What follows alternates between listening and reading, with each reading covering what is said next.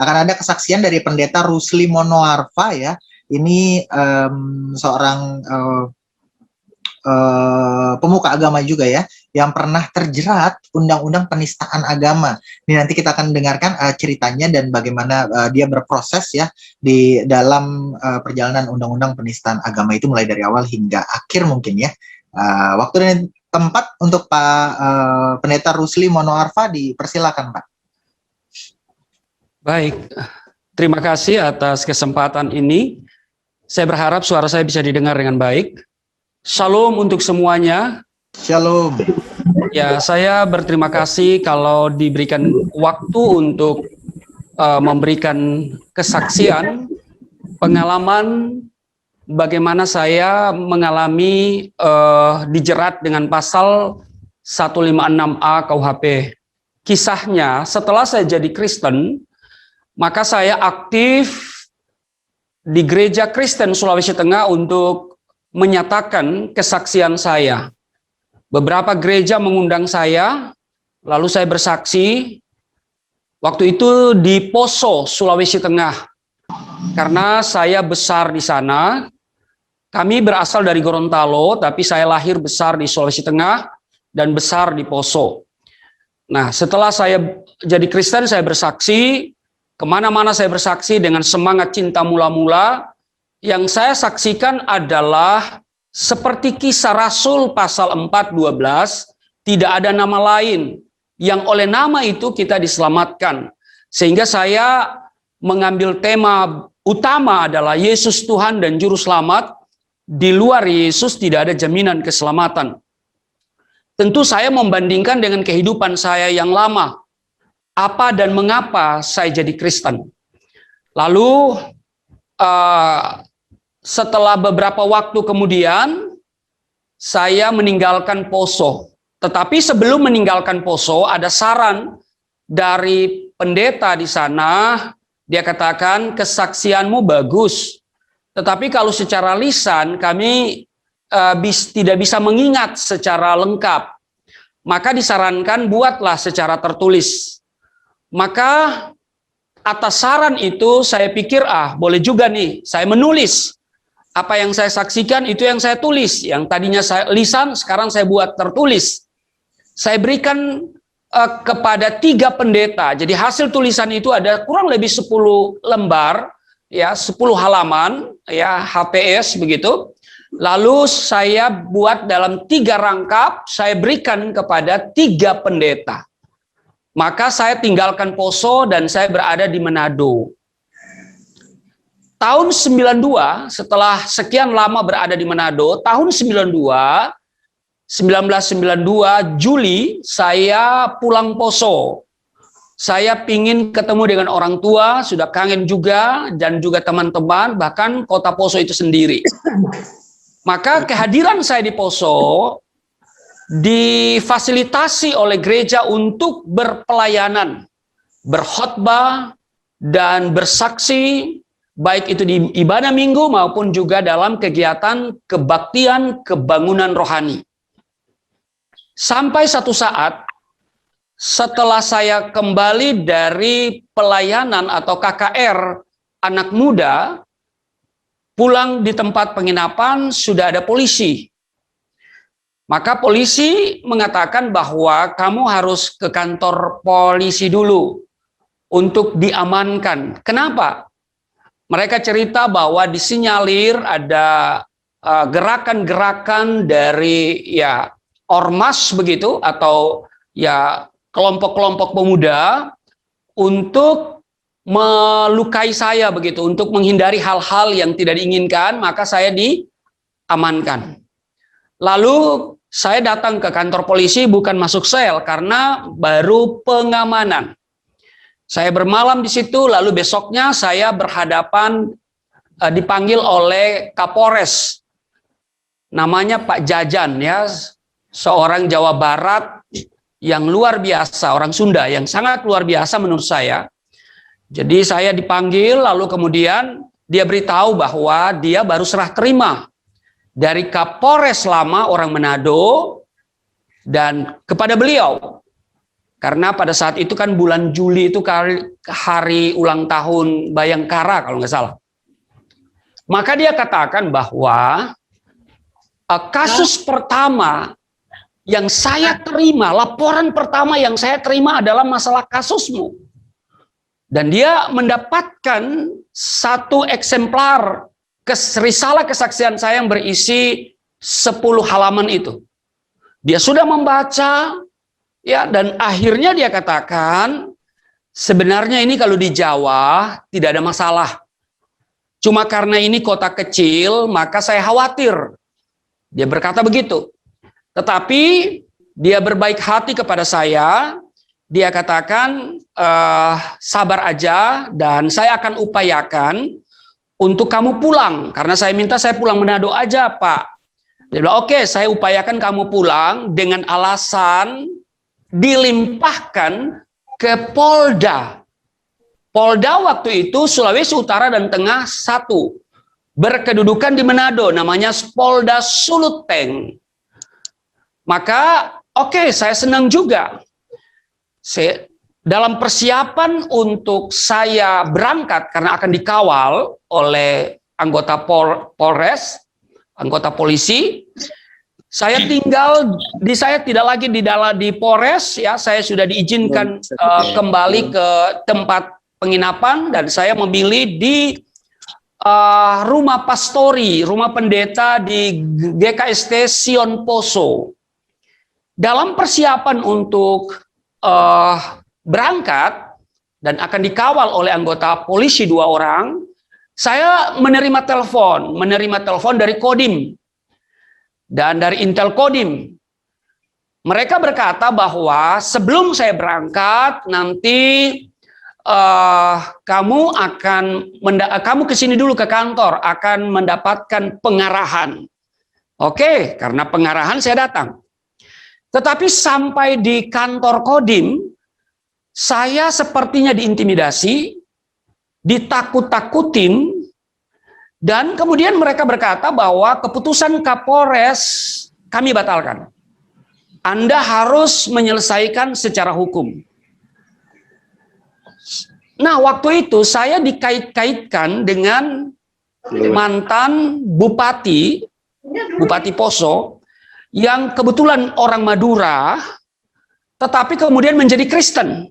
Tapi beliau dari Angkatan Darat. Tetapi beliau sudah 2 periode menyelesaikan jabatannya. Artinya sudah tidak menjabat lagi. Tetapi saya dikait-kaitkan dengan beliau, saya dipaksakan bahwa kesaksian saya itu dibuat oleh beliau dan saya hanya menandatangani.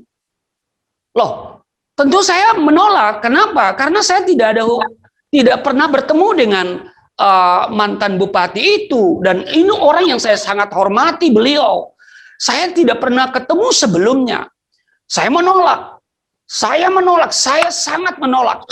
Ya, karena itu terjadi semacam perdebatan begitu. Pada akhirnya mereka bilang, kamu tidak diizinkan berangkat. Kami akan batalkan keberangkatan ke Manado dan kamu harus menyelesaikan ini secara hukum. Oke, saya pulang.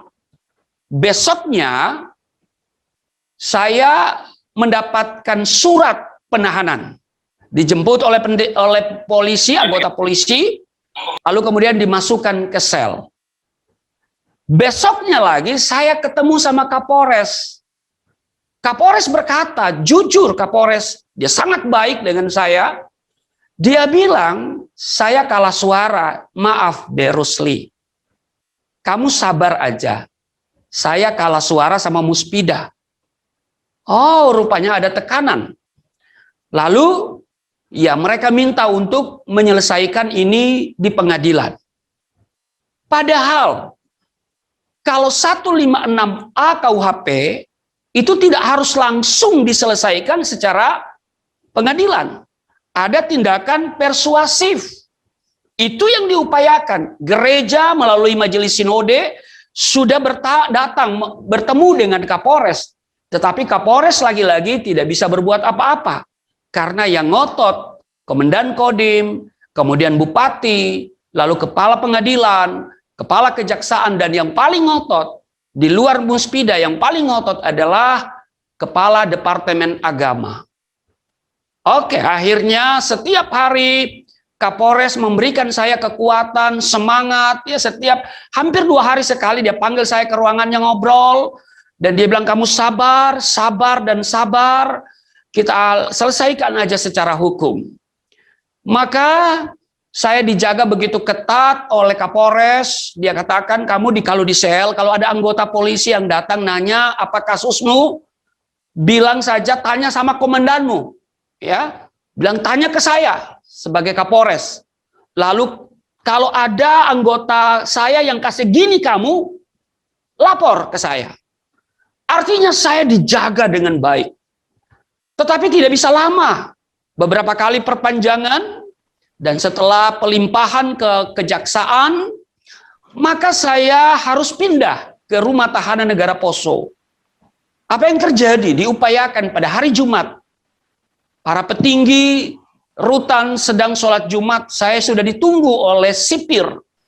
Dan waktu saya diantar, saya dipukul babak belur. Saya dipukul babak belur, para napi tahanan sudah dikunci, tidak boleh ada di luar. Mereka dikunci di kamar, dan saya dipukul babak belur oleh sipir, 2 orang sipir. Terjadi keberatan baik oleh pihak gereja, oleh orang masyarakat Kristen, dan juga pengacara saya, bahkan dokter datang melihat pelipis saya memar, divisum. Lalu akhirnya mau diproses 2 orang ini. Tetapi Karutan, ya, Bapak Bambang Priyo Sudarto, itu juga baik dengan saya. Dia katakan, kembali ke saya. Kalau saya keberatan, maka anak buah saya akan proses. Saya bilang tidak, saya harus mengampuni. Kasihan kalau mereka diproses. Artinya, mungkin mereka sedang dipromosi, tidak lagi mendapat promosi. Mungkin juga jabatan mereka akan bisa turun. Saya bilang tidak, saya mengampuni saja. Hari demi hari saya jalani di rutan, kemudian proses persidangan. Proses persidangan tiba pada tuntutan. Saya dituntut 4 tahun pidana penjara. Sebelum putusan, saya dipersilakan membaca pidato pembelaan ini, masih ada. Pidato pembelaan ada 2 bagian. Dibuat oleh penasihat hukum yang diupayakan oleh Gemim Manado, ya, Gereja Masih Injili di Minahasa, mengupayakan pendampingan penasihat hukum, dan mereka kirim ke Poso, Bapak Dr. Andus Silangen SH almarhum sekarang, ya. Ada 2 bagian, mereka membuat bagian mereka secara hukum, saya buat berdasarkan kemampuan saya, pengetahuan saya tentang Alkitab. Nah, apa yang saya buat, menurut kemampuan pengetahuan saya tentang Alkitab, temanya sangat menarik. Yesus Tuhan dan Juru Selamat. Di luar Yesus tidak ada jaminan keselamatan. Dan saya juga mengajukan bukti-bukti berupa buku selebaran yang dibuat oleh Muslim yang berbicara tentang menghujat kekristenan. Pokoknya isinya sangat menodai kekristenan, pemahaman yang keliru, bahkan kafir-kafiran di sana. Saya ajukan bukti itu ke pengadilan bahwa ini loh juga dibuat oleh pihak Muslim. Tapi kenapa mereka tidak tidak diproses secara hukum? Ya, saya menyadari bahwa memang 156A KUHP ini adalah delik aduan. Artinya selama ada yang melapor maka ditindak. Tapi kalau tidak ada yang melapor ya dibiarkan. Maka di akhir pidato saya menyatakan sikap saya, putus tali tempat bergantung, hancur bumi tempat berpijak. Keputusanku satu, mengikut Yesus untuk selama-lamanya. Apa yang terjadi? Tuntutan 4 tahun, Majelis Hakim Pengadilan Negeri Poso yang diketuai oleh Bapak Abbas Said SH menjatuhkan pidana penjara kepada saya 4 tahun dan 6 bulan. Izin Pak 2 menit lagi. Terima kasih. 6 bulan lebih berat dari tuntutan tim jaksa penuntut umum. Saya nyatakan banding, putusan Pengadilan Tinggi Palu menguatkan putusan Pengadilan Negeri Poso. Saya nyatakan kasasi. Kasasi menolak permohonan kasasi. Akhirnya saya dikuatkan dengan Pengkhotbah 3 ayat 16. Ada lagi yang kulihat di bawah matahari di tempat pengadilan. Di situ pun terdapat ketidakadilan, dan di tempat keadilan, di situ pun terdapat ketidakadilan. Maka saya harus menjalaninya, dan karena masyarakat kurang menerima, bahkan tidak mau menerima, putusan dianggap tidak maksimal. Mereka pikir hukuman saya seumur hidup, atau kalau bisa hukuman mati. Padahal ancamannya hanya 5 tahun dan putusannya sudah 4 tahun 6 bulan, artinya sudah putusan yang maksimal. Maka ada gerakan-gerakan sehingga rutan itu harus ekstra jaga. Atas saran dari Muspida, saya harus dipindahkan. Maka saya dipindahkan ke lembaga pemasyarakatan di Tuminting, Manado. Halo, yo. Nah, jadi saya harus menjalani di lembaga pemasyarakatan di Manado, dan kemudian saya bebas secara bersyarat tahun 1995 setelah 3 tahun 2 bulan saya jalani.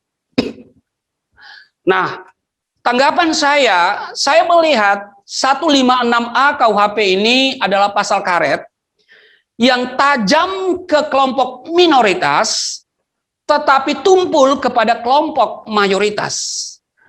Itu sebabnya kalau bisa Undang-Undang 156A ini dicabut. Kalaupun masih mau diberlakukan, penerapannya harus secara berkeadilan. Karena jujur, hakim yang Kristen 1, yang 2 Islam, setelah putusan hakim yang Kristen datang ke saya, dia minta maaf karena dia berkata jujur bahwa apa yang dia sarankan semua diabaikan. Jadi inilah tanggapan saya, ya mungkin karena saya tidak bisa berbuat apa-apa, dan hal yang kedua, seperti Kapolres melihat ini tidak ada masalah, tetapi karena ada muatan yang lain, maka akhirnya harus berakhir di pengadilan. 156A KUHP sekali lagi tidak langsung diadili di pengadilan, tetapi harus ada penerapan yaitu persuasif, peringatan keras. Itu tidak berlaku atas diri saya. Sementara yang lain kita tahu saja berakhir dengan materai 10.000 udah selesai. Ini yang bisa saya sampaikan. Tuhan Yesus memberkati.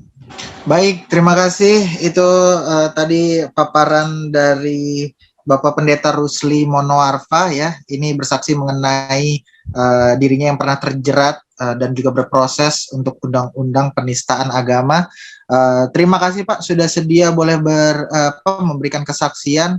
Saya suka sama ininya peci ala Gorontalonya itu ya Pak. Terima kasih pokoknya Nusantara sekali. Jadi lebih memperkuat kita ya bagaimana ada misi penginjilan tapi tetap cinta Indonesia.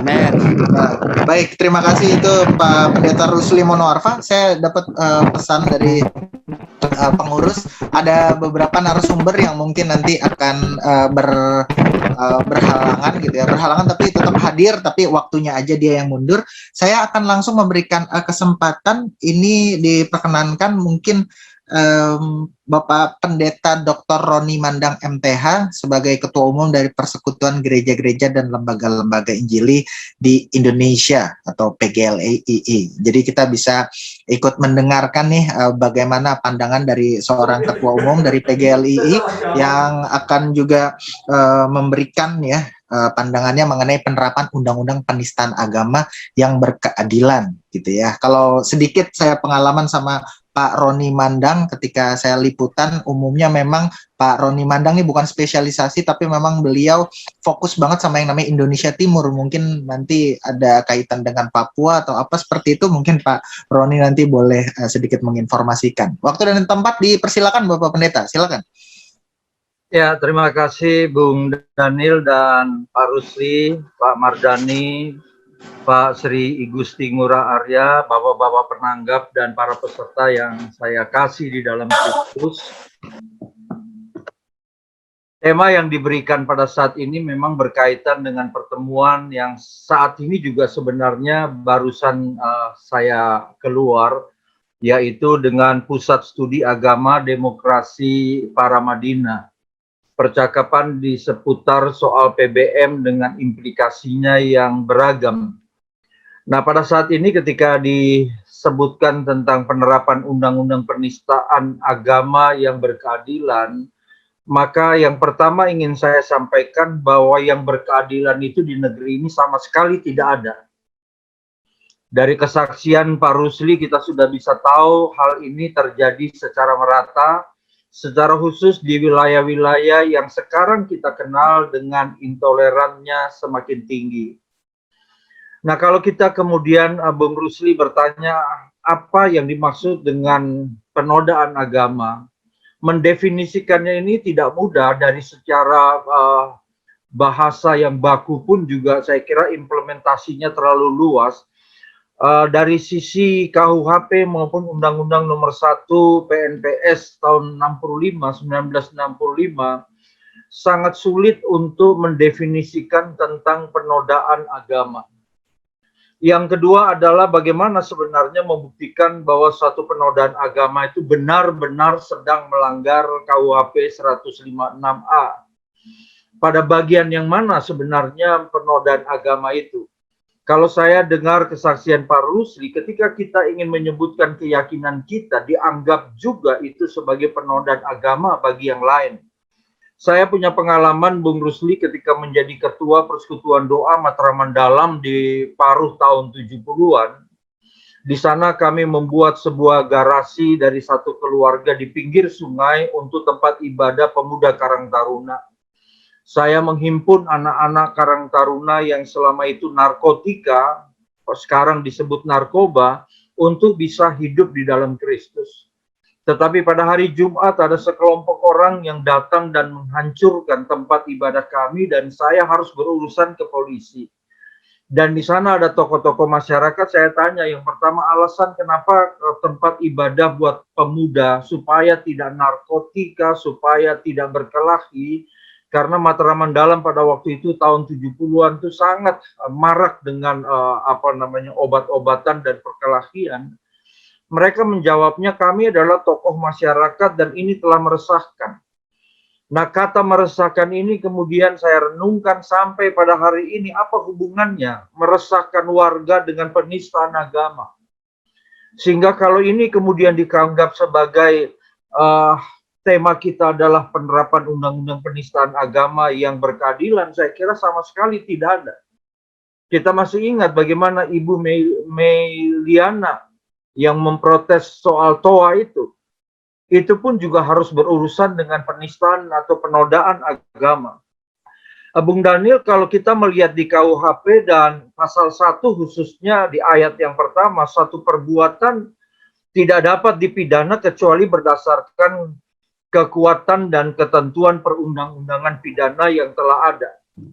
Dan kita semua tahu dalam bagian ini ada 3 hal. Yang pertama adalah lex scripta, hukum yang tertulis, hukum pidana, di dalamnya juga menyangkut tentang hukum adat yang masih bisa dimuat di dalam bagian lex scripta ini.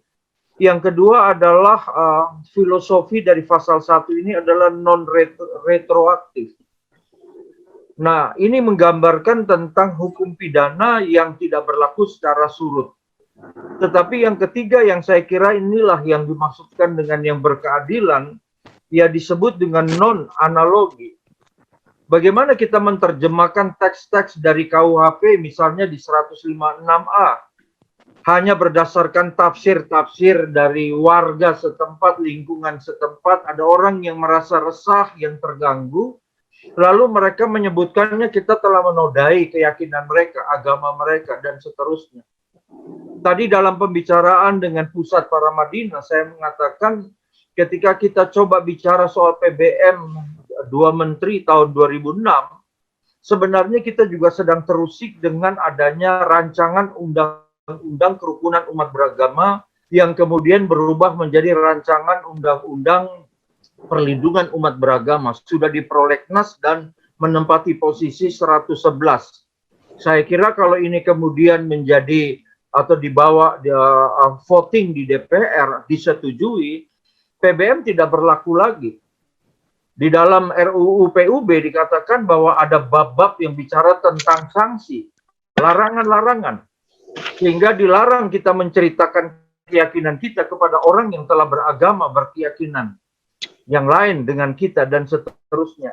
Tetapi kembali Bung Daniel, yang ingin saya sampaikan bahwa spirit dari Undang-Undang Nomor 1 PNPS tahun 1965 dan KUHP 156A harus kita mengerti itu kalau dilakukan sekali lagi, kalau dilakukan secara sengaja.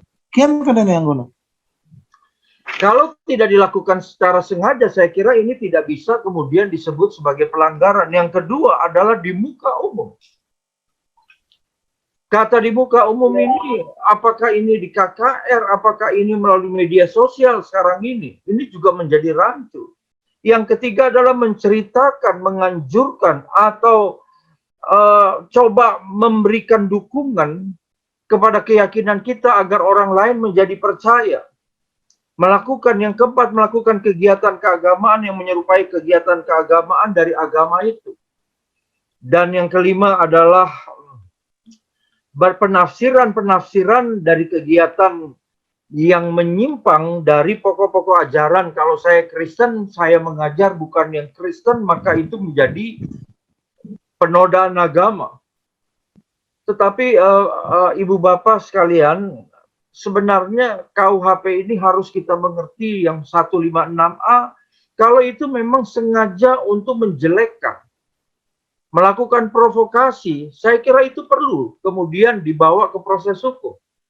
Tetapi kalau membicarakan keyakinan kita, lalu orang lain tersinggung, lalu perangkat-perangkat di sekitar kita, apakah itu kepala daerah, apakah itu aparat kepolisian, tokoh agama, kita akan digiring kepada pasal-pasal yang sebenarnya tidak memenuhi persyaratan. Apa hubungannya ketika kita berkata bahwa Anda terlalu keras buat kita, tolong dipelankan, lalu kita harus masuk ke dalam lembaga pemasyarakatan selama 18 bulan. Saya kira ini yang sebenarnya pemerintah harus benar-benar melaksanakan konstitusi yang sudah sudah dimasyarakatkan menjadi sebuah guidance di antara kita sekalian. Tetapi kalau kita hanya sebagai orang Kristen minoritas, kita menyatakan keyakinan kita, kita menyatakan Yesus adalah satu-satunya jalan kebenaran, lalu orang lain marah. Saya kira ini yang sebenarnya harus diperbaiki di negeri kita. Tetapi pada dasarnya dan poin yang ingin saya sampaikan adalah bahwa yang namanya berkeadilan itu sama sekali tidak ada. Saya setuju dengan Pak Rusli tadi. Sesuai firman Tuhan, di mana kita mau cari keadilan itu? Sudah banyak kasus yang terjadi. Bagaimana rumah-rumah ibadah yang dianggap mengganggu dan seterusnya. Saya setuju bahwa rumah ibadah juga harus tertib. Tetapi dengan berbagai banyak kasus, dulu saya tahu bagaimana Arswendo sampai kepada Pak Ahok, sampai kepada Ibu Meliana. Semua terjerat dengan masalah-masalah yang kita sebut dengan penodaan agama. Tetapi sebaliknya, kalau itu terjadi di kelompok mayoritas yang diarahkan kepada kelompok minoritas, dalam hal ini Kristen, tidak ada satupun yang kemudian diproses secara hukum. Kita sudah babak belur mendengarkan tentang hal seperti itu. Tetapi tidak ada yang kemudian coba bertindak secara hukum sebagaimana yang terjadi kasus seperti Pak Rusli. Saya kira ini yang sebenarnya menjadi kegalauan kita. Sampai kapan keadilan itu bisa kita harapkan? Mendirikan rumah ibadah. Sekalipun prosesnya sudah diikuti, tetapi karena ada satu tokoh agama yang tidak setuju, semua persyaratan sudah oke, sudah dilengkapi, tetap saja tidak bisa berdiri.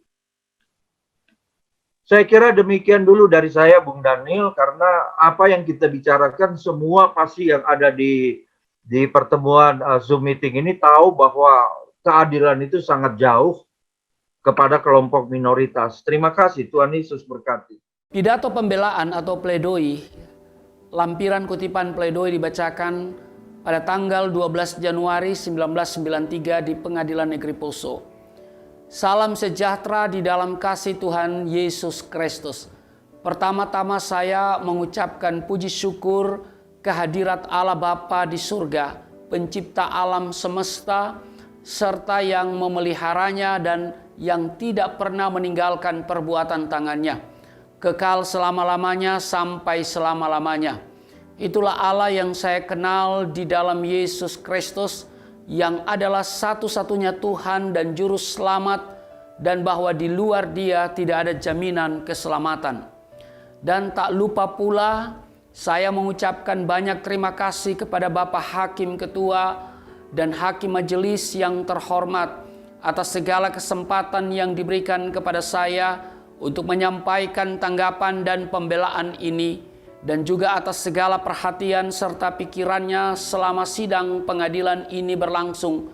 Kiranya anugerah dan berkat Allah di dalam Yesus Kristus menaungi kita selalu. Amin. Setelah beberapa kali persidangan untuk mengadili diri saya berlangsung, kadangkala dengan penuh ketegangan karena masing-masing berpegang pada prinsipnya, di mana saya sebagai terdakwa telah mendengar dari permulaan persidangan, dakwaan tim jaksa penuntut umum, tanya jawab, mendengar keterangan para saksi, dan kemudian tim jaksa penuntut umum mengambil kesimpulan untuk menuntut saya pada majelis hakim sidang pengadilan ini. Karena itu, pada kesempatan inilah saya ingin menyampaikan kepada sidang majelis hakim yang terhormat suatu tanggapan dan pembelaan tambahan yang kiranya dapat menjadi bahan pertimbangan dalam mengambil keputusan yang seadil-adilnya berdasarkan ketuhanan yang Maha Esa. Bapak Hakim Ketua dan Hakim Majelis yang mulia, bagi orang Kristen, kesaksian menempati tempat yang terpenting dalam kehidupannya, sebab kesaksian adalah manifestasi dari pengakuan percaya seorang Kristen. Dari kesaksiannya tercermin dan terpancarlah bahwa ia adalah seorang Kristen, baik dalam sikap hidupnya sehari-hari dan dalam ucapannya secara lisan maupun tulisan. Kekristenan tanpa kesaksian adalah kekristenan yang lumpuh, yang juga berarti iman Kristianinya kering. Kesaksian berarti menceritakan, memberitahukan, dan mengabarkan kepada orang lain agar orang lain tahu segala perbuatan Allah terhadap dirinya secara pribadi, apa yang dialaminya, sehingga ia menemukan dan mendapatkan kasih karunia Tuhan Yesus terhadap diri pribadinya. Kesaksian adalah inheren dalam identitas Kristen, merupakan suatu kewajiban yang mutlak, suatu keharusan yang tidak boleh ditawar-tawar lagi. Sebab kesaksian merupakan realisasi dari pengakuan iman percaya kekristenan. Sebagaimana firman Tuhan dalam Alkitab, antara lain Matius 10, 32 dan 33. Setiap orang yang mengakui aku di depan manusia, aku juga akan mengakuinya di depan Bapakku yang di sorga. Tetapi barang siapa menyangkal aku di depan manusia, aku juga akan menyangkalnya di depan Bapakku yang di sorga. Demikianlah juga dalam Injil Yohanes 15 ayat 27. Tetapi kamu juga harus bersaksi. Kata harus bersaksi menunjukkan suatu kewajiban yang mutlak bagi setiap orang percaya. Karena itu tidak ada pilihan lain bagi setiap orang Kristen selain harus bersaksi tentang iman percayanya, baik lisan maupun tulisan dan ataupun dalam praktek hidupnya sehari-hari. Adapun maksud kesaksian adalah menceritakan segala perbuatan Allah, apa yang telah Allah lakukan terhadap diri seseorang, bahwa ia telah diselamatkan dari kematian yang kekal di dalam Yesus Kristus yang adalah Tuhan dan Juru Selamat, dan bahwa di luar Dia tidak ada jaminan keselamatan. Sedangkan tujuan dari kesaksian seperti yang terdapat dalam Alkitab antara lain Mazmur 26 ayat 7, Matius 5 ayat 14, Markus 5 ayat 19, Yohanes 3 ayat 18, Kisah Para Rasul 1 ayat 8. Secara umum tujuannya adalah memberikan kekuatan iman percaya terhadap sesama umat. Dalam hal ini saudara seiman, agar iman yang lumpuh dikuatkan dan yang kuat semakin bertambah kuat, sehingga tidak lekang oleh panas dan tidak lapuk oleh hujan. Oleh dasar-dasar Alkitab itulah, maka saya pun bersaksi, menceritakan pengalaman pergumulan pribadi, apa dan mengapa saya memilih Yesus Kristus sebagai Tuhan dan Juru Selamat pribadi, dan bahwa di luar Dia tidak ada jaminan keselamatan. Dengan dorongan Roh Kudus, saya menulis kesaksian tersebut. Apabila hal ini dianggap salah, saya serahkan saja kepada pertimbangan majelis hakim yang terhormat. Demikian pula isi kesaksian adalah menceritakan hidup yang lama dan dibandingkan dengan hidup yang baru, hidup lahir baru. Dalam hal ini, saya mencontohi cara Rasul Paulus bersaksi seperti tertulis dalam Alkitab pada Kisah Para Rasul 26 ayat 4 sampai dengan ayatnya yang ke-23. Semua orang Yahudi mengetahui jalan hidupku sejak masa mudaku. Sejak dari semula aku hidup di tengah-tengah bangsaku di Yerusalem.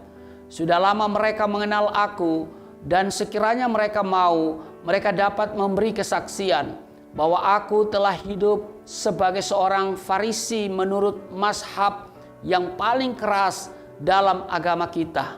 Dan sekarang aku harus menghadap pengadilan oleh sebab aku mengharapkan kegenapan janji yang diberikan Allah kepada nenek moyang kita dan yang didantikan oleh kedua belas suku kita, sementara mereka siang malam melakukan ibadahnya dengan tekun.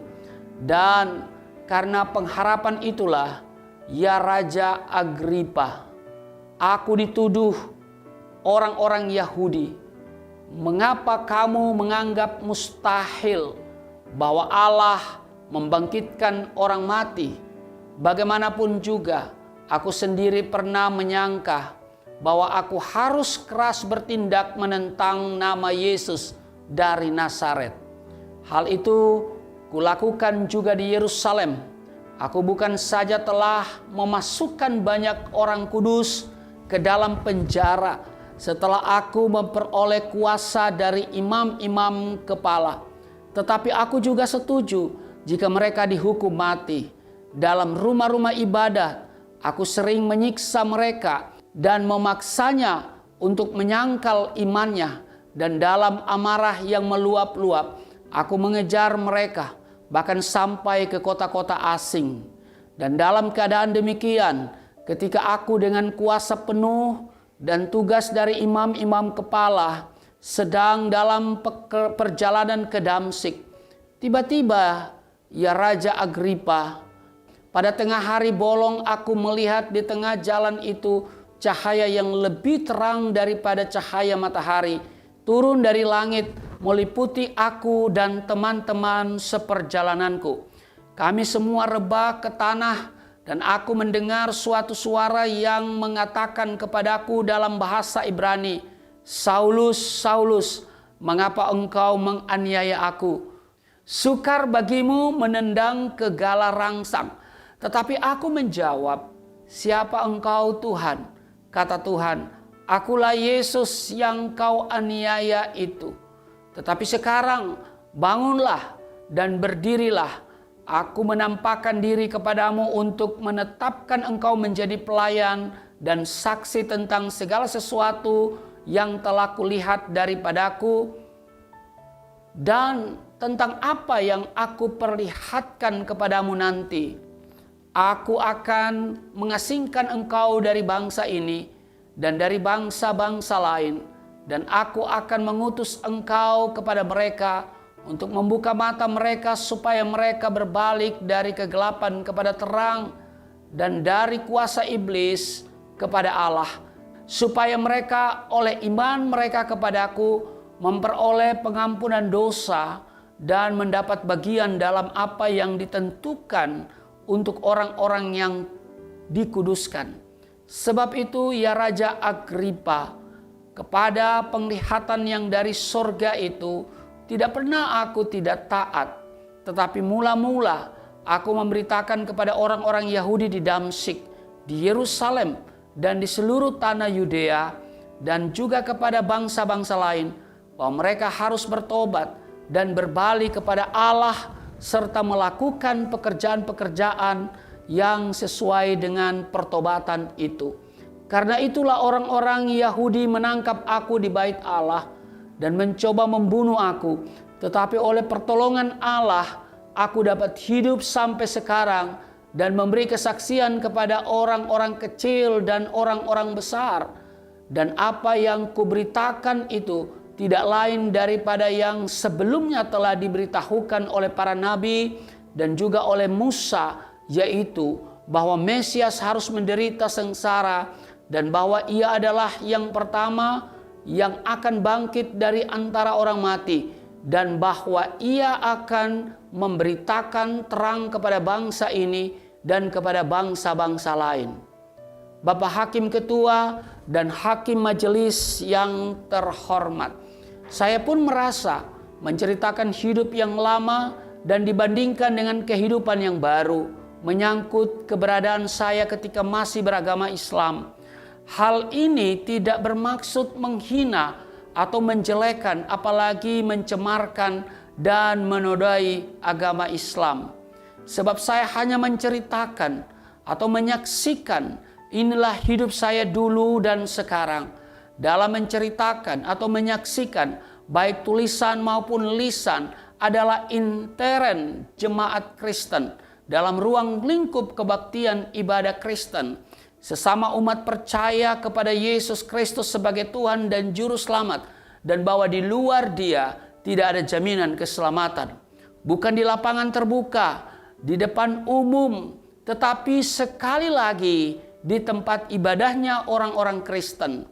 Demikian juga tulisan kesaksian tersebut diberikan hanya kepada orang-orang Kristen. Dalam hal ini saya pribadi tidak pernah memberikan kesaksian tersebut kepada orang-orang di luar Kristen, termasuk orang tua dan sanak saudara saya. Demikian pula dengan pengakuan para saksi bahwa tidak pernah menerima kesaksian tersebut langsung dari tangan saya. Bahkan tidak pernah melihat tulisan kesaksian tersebut saya perbanyak. Bapak Hakim Ketua dan Hakim Majelis yang terhormat, dalam kesempatan ini pula saya hendak mengajukan bahwa tulisan yang senada juga dilakukan oleh pihak Islam, di mana ayat-ayat Alkitab dikutip dan ditafsirkan menurut kepentingan Islam. Hal ini sudah barang tentu sangatlah bertentangan dengan arti yang sebenarnya menurut ajaran Kristen. Kesempatan ini saya ingin mengajukan bukti-bukti itu, baik itu dalam bentuk selebaran-selebaran maupun juga dalam penerbitan buku-buku yang diperjualbelikan secara umum, antara lain. Yang pertama, Al-Quran dan terjemahannya, Keluaran Depak, Jakarta 1986, halaman 38 sampai dengan 53. Yang pertama, pada halaman 38 alinea 1 dijelaskan bahwa Waraka bin Naufal, paman dari Khadijah atau istri Nabi Muhammad, adalah seorang yang memeluk agama Kristen, telah menerjemahkan kitab Injil dari bahasa Ibrani ke dalam bahasa Arab. Bantahan saya, kitab Injil Matius, Markus, Lukas, dan Yohanes semuanya ditulis dalam bahasa Yunani, bukan bahasa Ibrani. Yang kedua, pada halaman 39 sampai 53 mengutip ayat-ayat Alkitab sebagai berikut. 1 Samuel pasal 25 ayat 32, 1 Raja-Raja 1 ayat 48, 1 Tawarik 6 ayat 4, dan 1 Tawarik 16 ayat 26. Juga Matius 5 ayat 17 dan 18, Matius 15 ayat 24, Kisah Para Rasul 11 ayat 2 dan 3, juga ayat 5 sampai ayat 8, dengan menafsirkan secara salah menurut kepercayaan dan ajaran Kristen antara lain. Sudah barang tentu bukan kitab Injil. Karena Injil hanya membicarakan soal Tuhan daripada anak cucu Israel. Juga sudah barang tentu bukanlah ajaran Isa Al-Masih. Karena Isa Al-Masih sendiri adalah bukan seorang nabi untuk seluruh umat manusia. Quran dalam Mukadimah halaman 47. Memang penyiar-penyiar agama Kristen pergi ke seluruh dunia untuk menyiarkan ajaran Isa Al-Masih. Tetapi Isa sendiri tidak mempunyai maksud yang demikian itu. Halaman 47. Oleh karena itulah maka jelas bahwa ajaran Isa Al-Masih hanyalah untuk Bani Israel dan bukan untuk lainnya. Para rasul-rasul pun menganggap tidak betul mengajarkan Injil kepada orang-orang yang bukan Bani Israel. Halaman 48. Demikian juga sewaktu para rasul Isa Al-Masih mendengar Petrus di suatu tempat menyiarkan Injil kepada orang-orang bukan Bani Israel, maka mereka marah. Halaman 48. Bantahan saya bahwa penafsiran mereka adalah salah, sebab yang pertama, hanya memperhatikan ayat sepotong-sepotong dan tidak memperhatikan konteks ayat tersebut dengan keseluruhan ayat dalam perikop. Yang kedua, tidak memperhatikan metode penafsiran Alkitab sebagaimana yang dianjurkan kepada sekolah-sekolah teologi Kristen mengenai metode penafsiran Alkitab. Yang ketiga, tidak memperhatikan misi kedatangan Yesus Kristus ke dalam dunia sesuai dengan ayat-ayat dalam keseluruhan Alkitab, Perjanjian Lama dan Perjanjian Baru. Kecuali itu juga mereka mengutip ayat-ayat nubuatan dalam Alkitab antara lain Kejadian 21 ayat 13, Habakuk 3 ayat 3, Ulangan 18 ayat 17 sampai 22, Yesaya 42 ayat 1 dan ayat 4, Yeremia 31 ayat 31 dan 32, Daniel 2 ayat 38 sampai dengan ayat 45. Kemudian ditafsirkan bahwa nubuatan tersebut adalah nubuatan Nabi Muhammad yang sebenarnya adalah nubuatan kedatangan Yesus Kristus. Yang kedua, selebaran berjudul Nabi Isa atau Yesus Kristus tidak pernah mengajarkan agama Kristen oleh Haji Samsudin, Surabaya 20 Agustus 1983. Isinya antara lain menyebutkan bahwa agama Kristen bukan dari Allah, melainkan karangan Matius CS. Dengan demikian, umat Kristen bukan pengikut Isa Al-Masih, melainkan pengikut Matius CS. Karenanya Allah mengecap mereka sebagai orang kafir sesuai dengan Al-Quran surat Al-Maidah 72 dan 73. Yang ketiga, selebaran yang berbentuk sanggahan dari Haji Samsudin ditujukan kepada saudara pendeta Stephen Tong, saudara pendeta John Sega, saudara pendeta Maximilian Paul, tertanggal Surabaya 5 Oktober 1989. Antara lain mengatakan bahwa oleh karena orang Kristen percaya kepada Yesus sebagai Tuhan, maka Allah dengan wahyunya di dalam Al-Quran mengecap atau menggolongkan orang Kristen sebagai orang kafir, bukan orang beriman kepada Bible, bukan Alkitab. Sebab Bible berisikan buah karangan manusia yang dicampur dengan wahyu-wahyu Allah. Yang keempat, selebaran berjudul Orang Kristen Tidak Akan Masuk Surga oleh Haji Samsudin, Surabaya 20 Juni 1990. Yang isinya antara lain menyebutkan bahwa pantaskah Paulus, seorang bekas penjahat, menjadi rasul, dan dapatkah omongannya atau suratnya itu dipercaya kebenarannya? Orang Kristen yang menganggap Yesus sebagai Tuhan adalah kafir dan akan dimasukkan ke dalam neraka. Yang kelima, selebaran berjudul Bantahan Allah Terhadap Agama Kristen oleh pembawa kebenaran Haji Samsudin CS. Isinya antara lain mengatakan agama Kristen muncul sebagai dogma dipercaya secara buta. Allah dengan wahyunya di dalam Al-Quran, surat Al-Maidah 72 dan 73, membantah ajaran Kristen bahwa orang Kristen tidak akan masuk surga karena menganggap Yesus sebagai Tuhan. Hal itu dapat dikatakan sebagai orang yang tidak mau menggunakan akal sehat, bodoh, sesat, pengikut setan, dan karenanya akan masuk neraka dan tidak akan masuk surga. Tidak masuk akal dan logis bahwa darah Yesus tercurah untuk menyucikan dosa semua manusia. Hal ini tidak logis. Kenapa agama Kristen mengarang-ngarang yang bukan-bukan?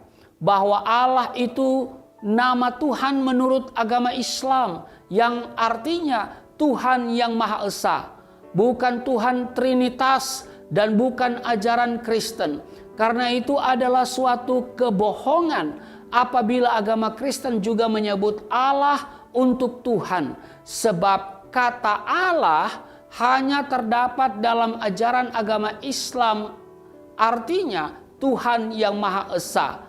Bahwa menurut sejarah dan fakta nyata, Allah tidak menurunkan agama Kristen dan Yesus pun tidak mengajarkan kepada umatnya pada zamannya bahwa agama yang diridhoi Allah hanya Islam. Quran surat Ali Imran ayat 19. Dan barang siapa mencari agama selain Islam, maka Allah tidak akan menerimanya dan di akhirat termasuk orang yang rugi, masuk neraka seperti orang Kristen. Surat Al-Imran ayat 85. 6. Buku Dialog Masalah Ketuhanan Yesus oleh K. Bahaudin Mudari.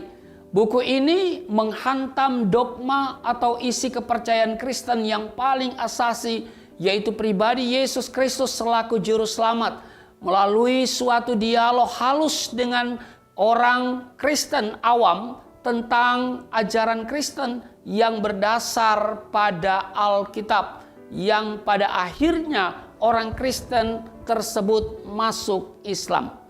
7. Buku Muhammad dalam Taurat, Injil, dan Al-Quran oleh Abdul Khalil. Isinya menghantam iman Kristen dengan mengutip ayat-ayat Alkitab secara sepotong-sepotong dan menurut interpretasi kehendak pribadi yang subjektif. 8. Buku Maria, Yesus dan Muhammad oleh B. Arifin. Buku ini juga menghantam iman Kristen sama dengan buku nomor 7, yaitu Muhammad dalam Taurat, Injil, dan Al-Quran. 9. Buku Dialog Islam dan Kristen oleh B. Arifin. Isi buku ini pada dasarnya sama dengan buku 7 dan 8, yaitu Muhammad dalam Taurat, Injil, dan Al-Quran, dan buku yang ke-8 Maria, Yesus, dan Muhammad. Bapak Hakim Ketua dan Hakim Majelis yang terhormat, demikian beberapa tulisan atau buku dan selebaran sebagai bukti. Kalau buku-buku dan selebaran itu diperlukan oleh majelis hakim, maka akan saya pinjamkan. Sebetulnya masih banyak lagi buku-buku atau tulisan-tulisan yang serupa seperti yang disebutkan tadi. Tetapi sengaja saya tidak sebutkan semua, sebab saya khawatir jangan sampai bagian pleidoy ini menjadi kamus bibliotik. Selanjutnya, saya ingin mengajukan pertanyaan.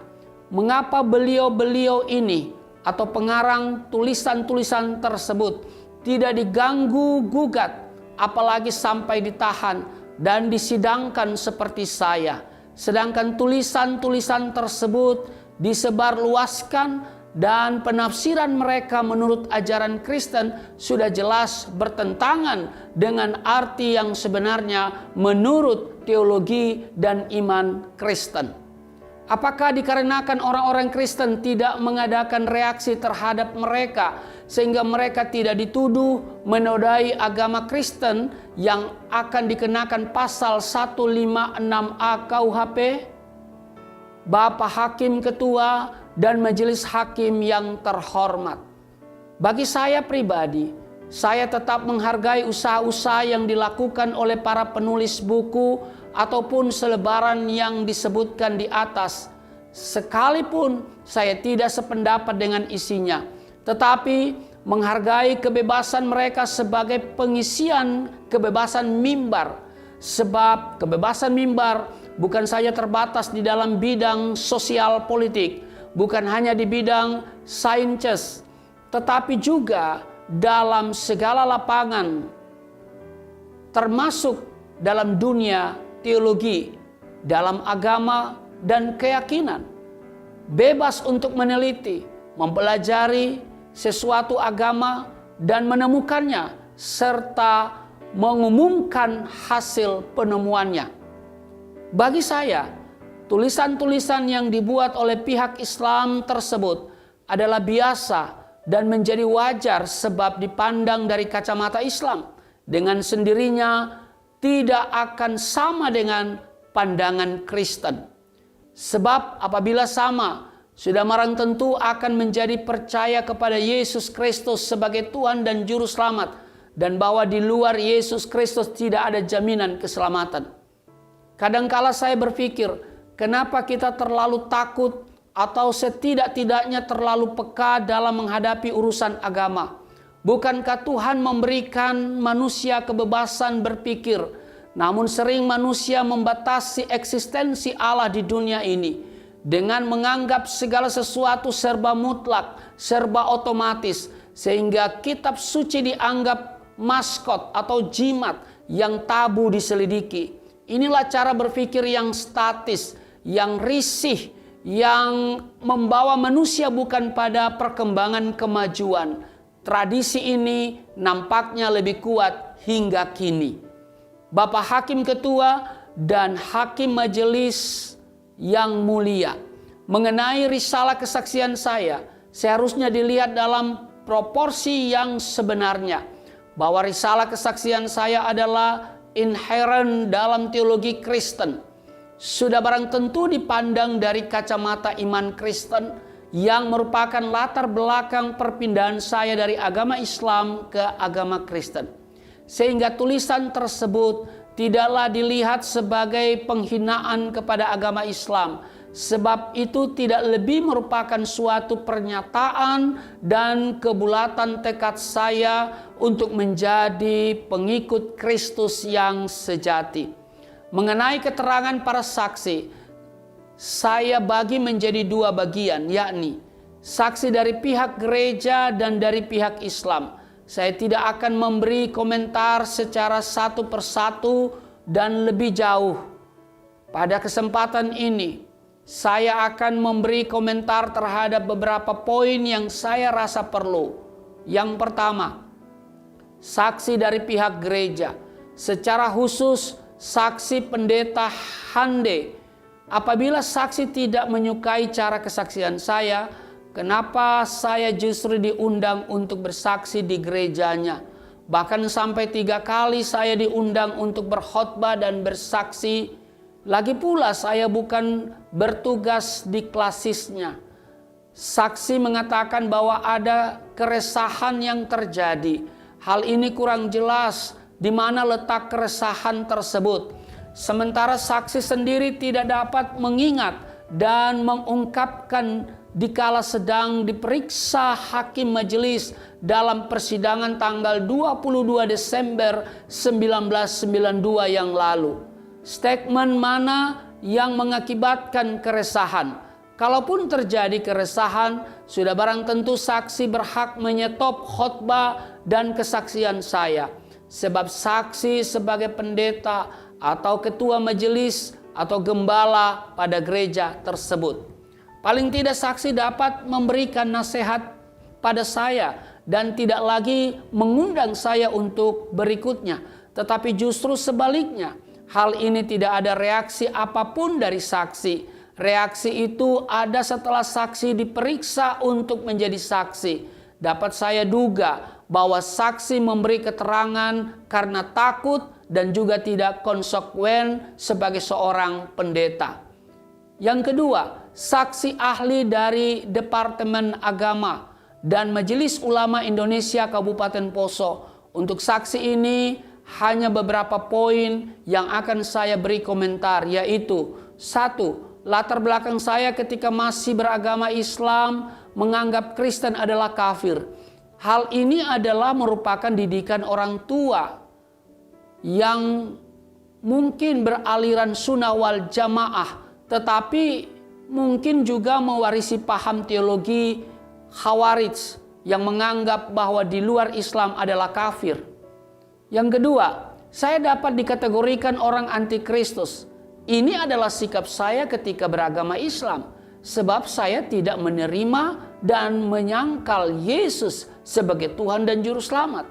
Hal ini sesuai kesaksian Alkitab 1 Yohanes 2 ayat 22. Siapakah pendusta itu? Bukankah dia yang menyangkal bahwa Yesus adalah Kristus? Dia itu adalah antikristus. Yang ketiga, saya tidak pernah menyebutkan bahwa Al-Quran sama dengan pintu maut. Harap ditinjau kembali risalah kesaksian saya tersebut. Yang keempat, mengenai kepastian keselamatan bagi Nabi Muhammad SAW, saya menganalisis arti doa salawat secara pribadi. Yang kelima, mengenai penglihatan yang dipersoalkan, bahwa penglihatan adalah di luar dugaan pemikiran saya. Sekali lagi, saya tekankan bahwa ini adalah penglihatan, bukan mimpi sebagai bunga-bunga tidur. Di dalam ajaran Kristen, hal-hal yang demikian diterima sebagai suatu hal yang harus dilihat dalam terang kesaksian Alkitab. Seperti yang tertulis dalam Kisah Para Rasul pasal 2 ayat 17. Akan terjadi pada hari-hari terakhir, demikianlah firman Allah, bahwa aku akan mencurahkan rohku ke atas semua manusia. Maka anak-anakmu laki-laki dan perempuan akan bernubuat, dan taruna-tarunamu akan mendapat penglihatan-penglihatan, dan orang-orangmu yang tua akan mendapat mimpi.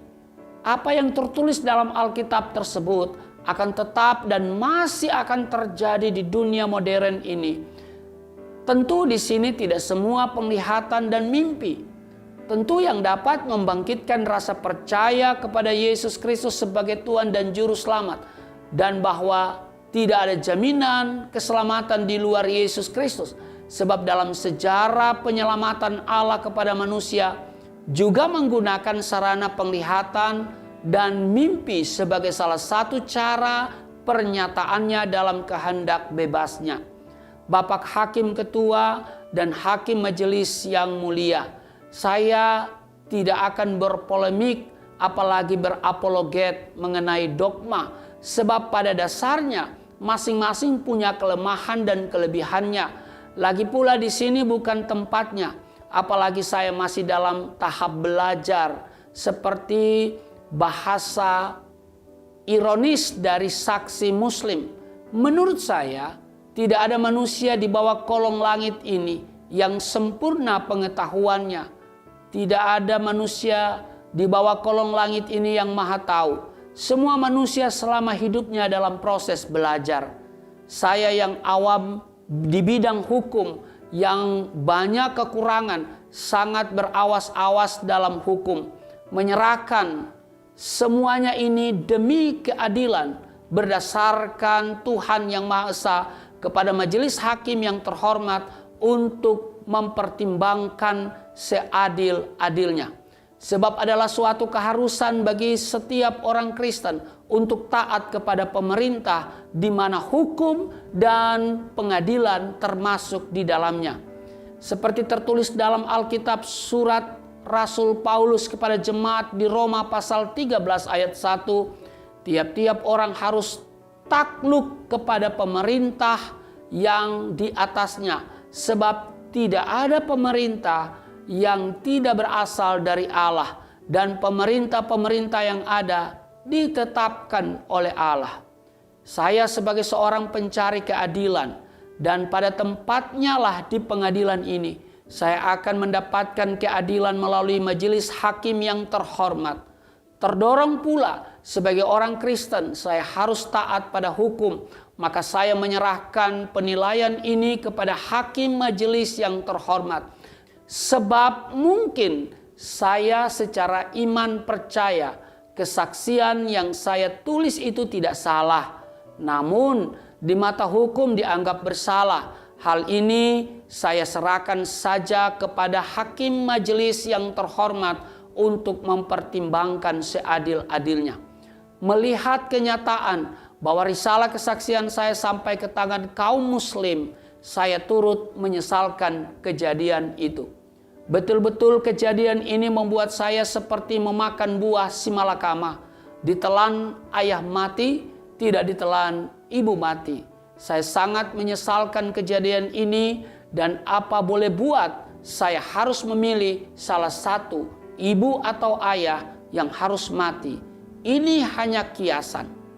Ada manfaat kiranya dalam keterangan saya selaku terdakwa untuk mengetengahkan masalah kebebasan interpretasi atau tafsir, bahwa kitab suci diturunkan dan ditulis jauh pada abad-abad yang lalu, di mana pola berpikir manusia ketika itu jauh berbeda dengan manusia pada abad sekarang ini.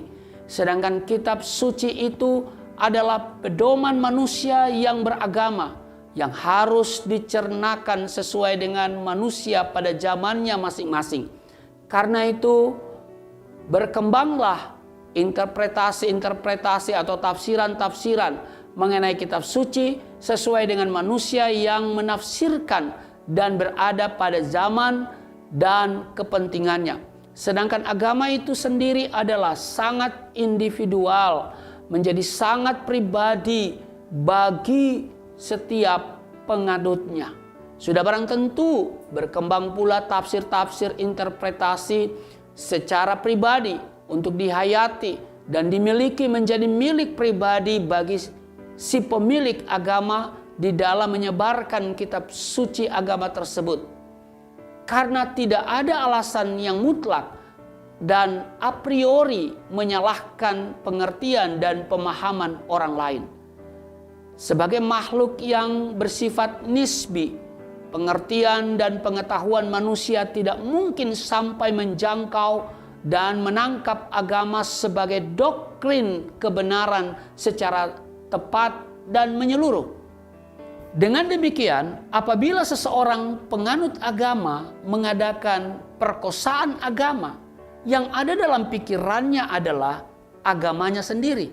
Bukan itu saja, tapi juga aliran yang dianutnya sendiri, bahkan pengertian dan pemahamannya sendiri.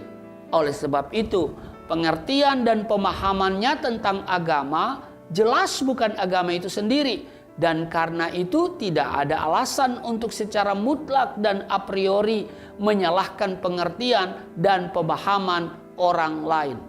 Dalam posisi inilah, maka penafsiran atau interpretasi saya terhadap beberapa ayat dalam Al-Quran, yakni Quran surat Al-Fatihah ayat 6, Al-Maidah ayat 46, dan Al-Ahzab ayat 56 adalah berbeda dengan cara pemahaman dan penafsiran kaum muslim. Demikian juga sikap saya terhadap kitab suci Al-Quran, bahwa saya harus menolaknya sebagai firman Allah, karena saya telah berada dalam pola berpikir yang lain, yaitu bahwa Yesuslah firman Allah satu-satunya. Sebab saya tidak mau ada dualisme dalam kepercayaan saya, dan ini sangat tidak boleh. Al-Quran diterima sebagai firman Allah untuk kaum muslim atau agama Islam. Sudah barang tentu cara penafsiran atau interpretasi akan berbeda dengan mereka yang bukan Islam. Jangankan saya, dalam Islam saja telah terjadi perbedaan penafsiran yang terus berkembang sesuai dengan kemajuan zaman. Contoh, yang pertama, golongan yang meninjau dan menafsirkan Al-Quran dari segi gaya bahasa dan keindahan bahasa. Yang kedua, golongan yang meninjau dan menafsirkan Al-Quran dari segi tata bahasa. Kadang-kadang mereka menggunakan syair-syair Arab untuk mengokohkan pendapatnya. Yang ketiga, golongan yang meniti beratkan pembahasan mereka dari segi kisah-kisah dan cerita-cerita yang terdahulu, termasuk cerita-cerita dari orang Yahudi dan Nasrani. Yang keempat, golongan yang mengutamakan penafsiran ayat-ayat Al-Quran yang berhubungan dengan hukum, menetapkan hukum-hukum fikih. Yang kelima, golongan yang menafsirkan ayat-ayat Al-Quran yang berhubungan dengan sifat-sifat Allah. Yang keenam, golongan yang meniti beratkan penafsirannya kepada isyarat-isyarat Al-Quran yang berhubungan dengan ilmu suluk dan tasawuf. Yang ketujuh, golongan yang hanya memperhatikan lafaz Al-Quran yang gharib, yang jarang dipakai dalam perkataan sehari-hari. Di samping itu, masih didapati kitab-kitab tafsir seperti tafsir aliran Mu'tazilah, tafsir aliran Syiah. Dengan demikian, berkembanglah ilmu tafsir sehingga berbagai aliran yang timbul. Hal ini diakui oleh Departemen Agama Republik Indonesia sendiri sebagai berikut. Sebagaimana halnya dengan ilmu-ilmu yang lain, maka di dalam ilmu tafsir terdapat pula aliran-aliran dan perbedaan pendapat yang timbul karena perbedaan pandangan dari segi peninjauannya, sehingga sampai saat ini terdapat puluhan bahkan ratusan kitab-kitab tafsir dari berbagai aliran sebagai hasil karya dari generasi-generasi sebelumnya. Tafsir Quran Departemen Agama Republik Indonesia halaman 28. Karena kebebasan tafsir itu pula lah, maka menurut saya sangat sulit menentukan siapakah tafsir yang paling benar, karena hak cipta kitab suci bukan milik manusia, akan tetapi Allah. Jadi hanya Allah lah yang berhak menentukan tafsir siapa yang paling benar. Apabila alasannya diambil dari segi kerukunan umat beragama, maka patut diketahui bahwa kesaksian yang saya ucapkan, lisan dan tulisan, adalah intern jemaat Kristen. Dalam ruang lingkup kebaktian ibadah Kristen, tulisan kesaksian hanya diberikan kepada orang-orang Kristen. Bapak Hakim Ketua dan Hakim Majelis yang terhormat, seyogianya kita tetap tenggang rasa dalam menjaga kehidupan kerukunan antar umat beragama.